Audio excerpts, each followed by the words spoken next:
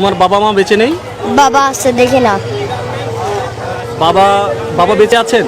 জি। তো বাবা আছেন, তারপরে তুমি কেন বিক্রয় করছো?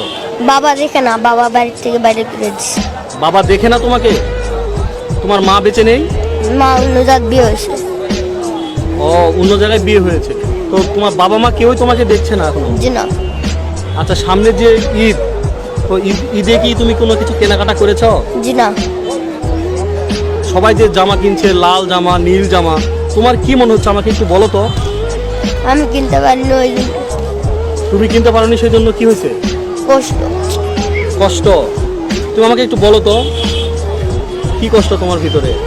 আমি কিনতে পারিনি, তা মানে ওই জন্য। তো তুমি এত ছোট মানুষ, তোমার এত কষ্ট, তো আসলে তোমার দাদিও নাই, দাদি মারা গেছে, তো আর তুমি আছো কার কাছে এখন?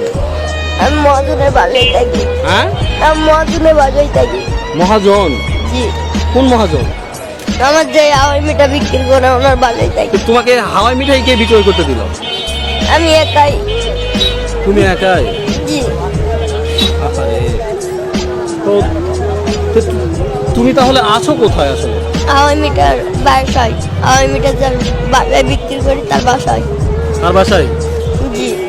তো এই যে হাওয়াই মিঠাই বিক্রয় করে তুমি টাকাটা কাকে দাও? আমি দাদির জন্য জড়ো করি, দাদির 40 বার করবো ওই জন্য। তো তোমার বাবা মাকে তুমি খোঁজার চেষ্টা করো না? আছে কিন্তু দেখে না বাবা মা। বাবা মা মানে দেখে না? বাসায় থেকে বের করে দিচ্ছে। বাসা থেকে তোমাকে বের করে দিয়েছে, সত্যি এটা? জি। আচ্ছা আচ্ছা। তুমি পড়াশোনা তো করতে পারো না, তাই না?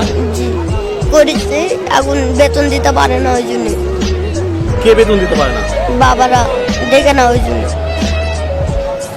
আচ্ছা। তো তোমার এই যে ঈদে যে তুমি কোনো কিছুই কিনতে পারছো না, তোমার কেন মন খারাপ হচ্ছে আর একটু বলো তো। আমি কিনতে পারিনি ওই জন্য। তোমার কি ইচ্ছে হচ্ছে? আমিও কিনবো ওই জন্য। তুমিও কিনবা? কি কিনবা? জামা কাপড়, আমার ঈদের জামা কাপড় ওই জন্য।